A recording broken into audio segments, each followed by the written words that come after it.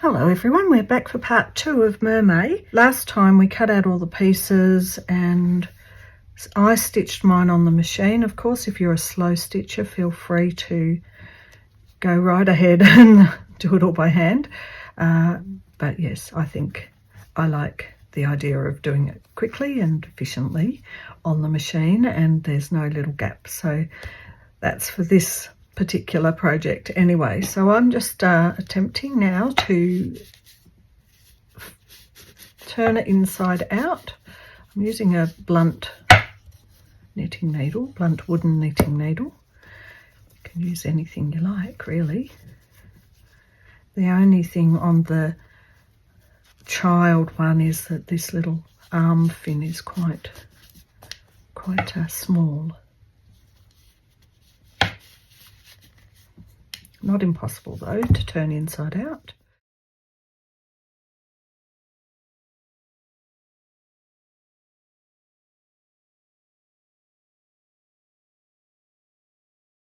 One thing to note might be to make sure whatever your point is not going to be wider.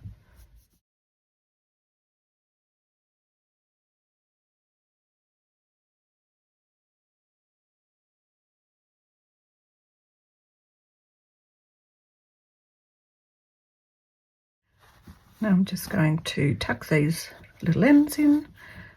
All right, so just give that a little finger press, because that's where you're going to stitch after you've stuffed it.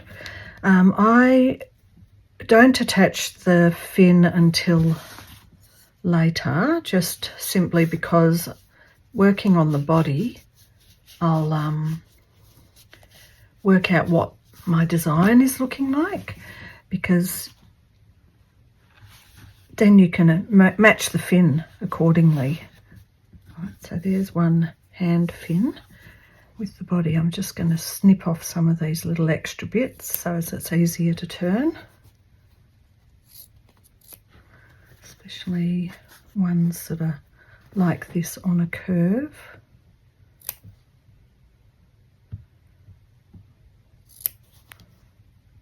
Give it a little help.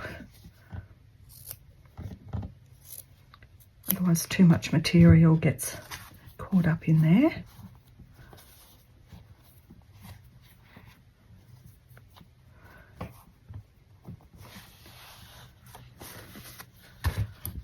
Just give some of these little snips to help it.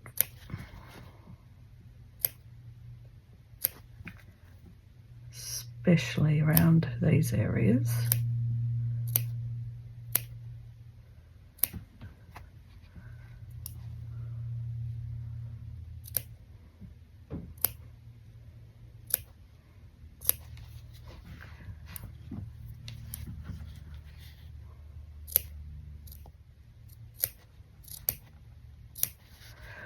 Just try to make sure you don't snip your stitching.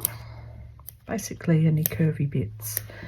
This was the part where if you didn't manage to stitch it the way it is, that's okay, because you can always put on a bit of frilly lace or something like that, or a bit of texture type of material that looks like a fin, scales or anything like that.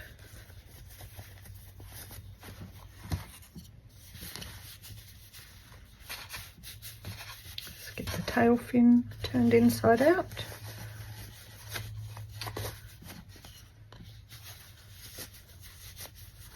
And the rest of the body.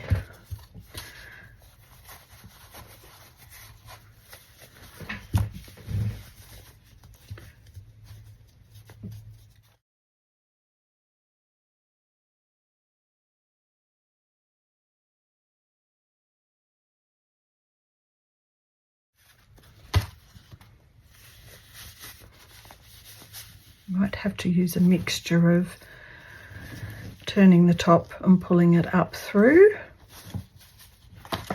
as well as whatever you choose for your pokey tool.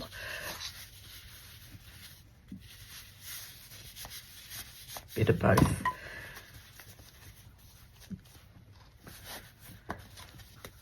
especially till you've got it all inside out, and then you can use your pokey tool to get into the corners. Okay, one of the difficult aspects is going to be the neck.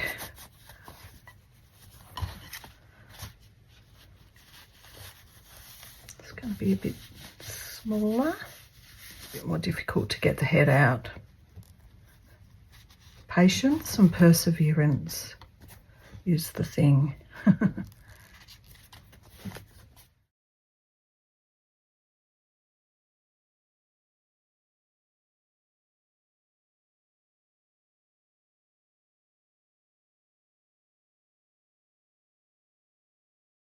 Once again, I want to reiterate, I'm just finger pressing that there for after, that you can always shorten this if you want a smaller one. So if you've got this and you think, oh, actually that's still a lot longer than I want it to be, when you've got these joined together and you're going to cut it out,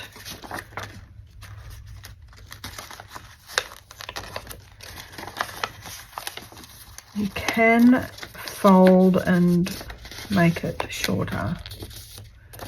If you're going to do this, which it's quite possible you might, you could do it here, but just bear in mind that you will need to run your line around. So you want to meet the dotted line to the dotted line.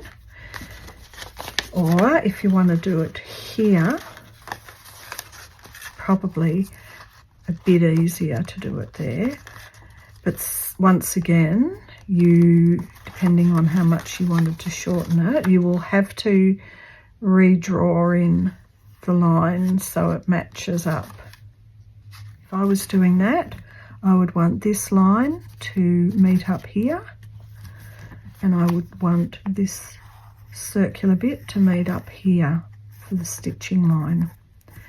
That's where you might get your tracing paper and use it. You might want to make that a little bit more flowy, circular. But anyway, that's an idea if you want to alter it like that. Now, what I did on the big one was that I stuffed it first and had it as a shell, ready to go. A shell, haha, get it? So what I did on the big one when I made it, the adult, was that I stuffed it first, and it gave me like a pin cushiony thing to be able to stitch, you know, like stitch little pieces onto. If I did it this way, it's just difficult to,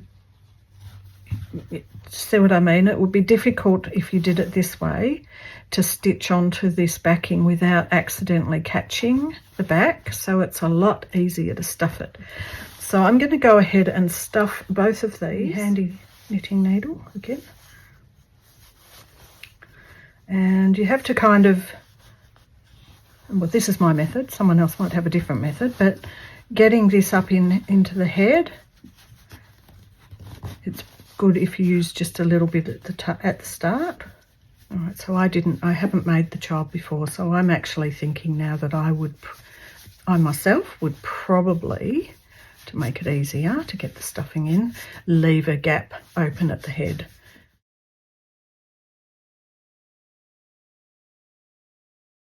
So the good thing is with this stuffing is if it feels like you're getting it compacted up in the neck, you can always just give it a wriggle round and tease some of it down. Just with the pokey bit, get bits in, and you can always give it a bit of a wriggle if you're happy with that. And I would stuff the body fairly firmly, like the head maybe not as much. It's a little bit harder to get in and work out the face, all of that. I'm not an expert on faces either, so I wasn't happy with my adult mermaid, so I'm going to be having a learning curve here on the face of this one, I think. Trying something different, I think, with this one.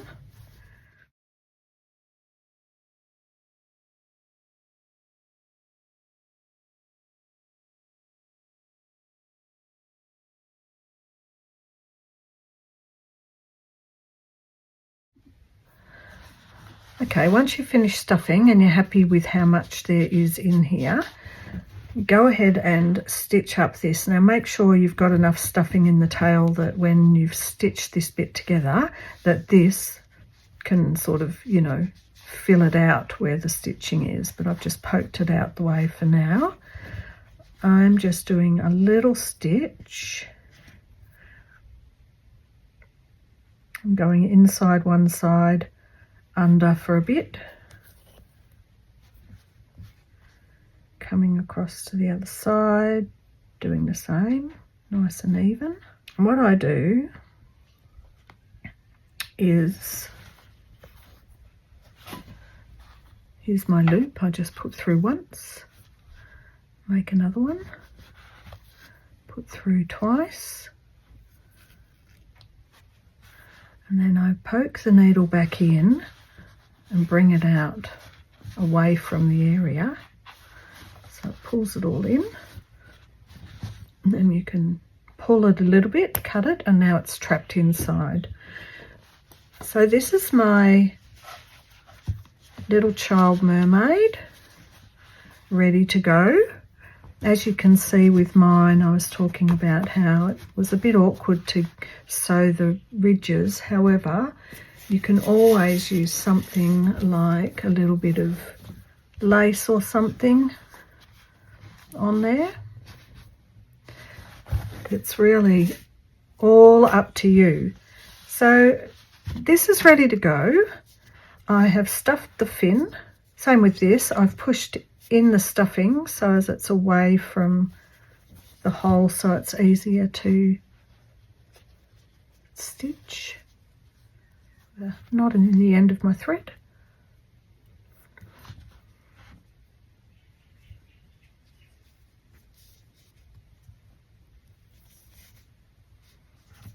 Come up inside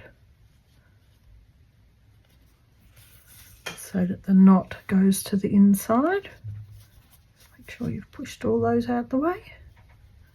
Bits of thread.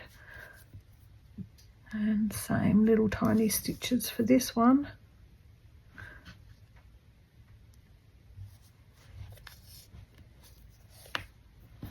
Always pushing the bit of stuffing out of the way. And to the end.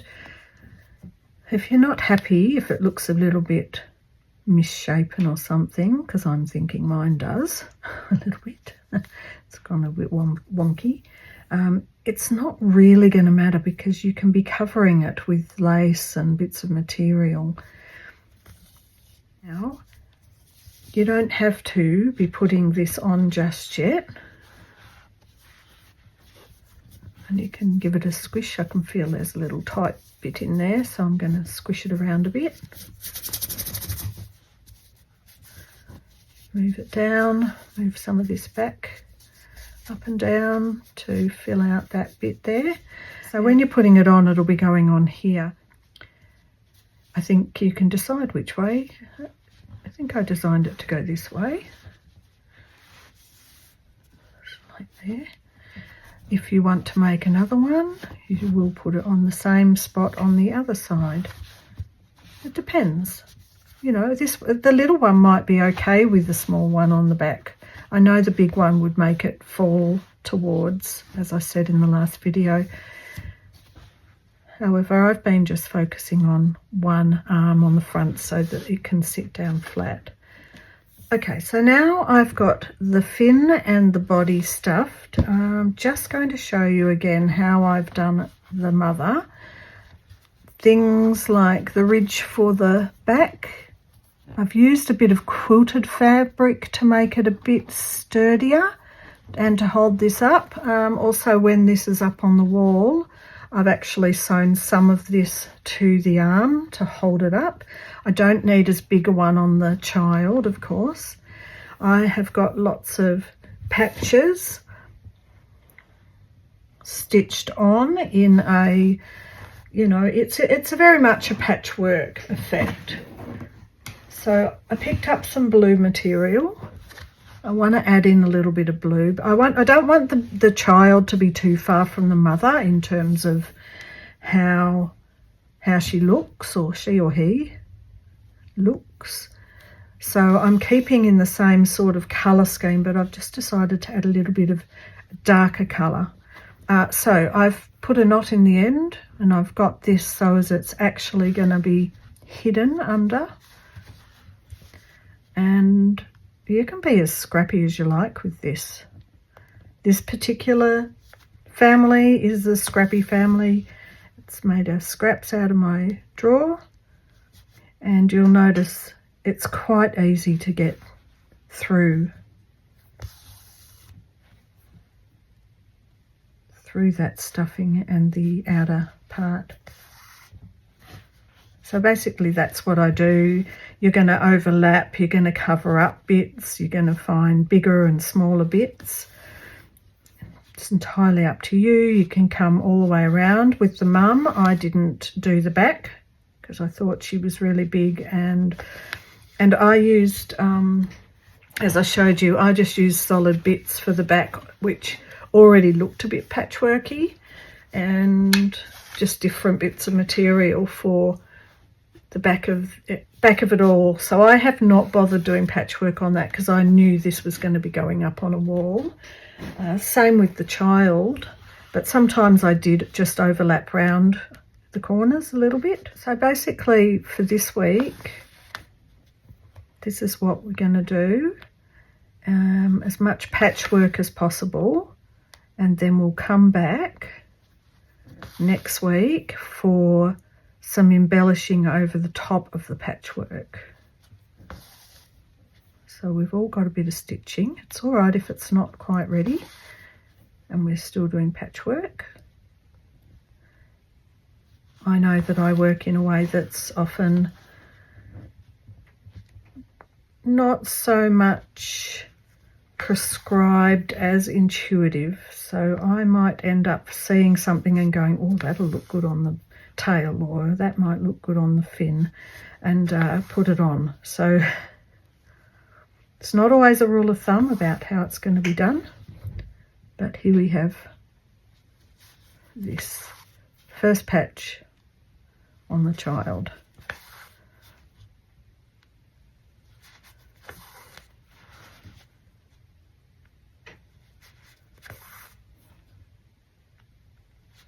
And if you want to work in the same area, you can just continue stitching with your thread on the same spot or around that area, rather than cast off after each one if you've got a longish thread.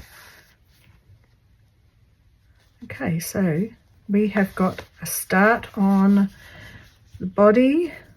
We've got the stuffing done, got a start on the patches, and thank you for coming along this week. I hope you're enjoying the process. Okay, I will see you in the next one. Bye for now.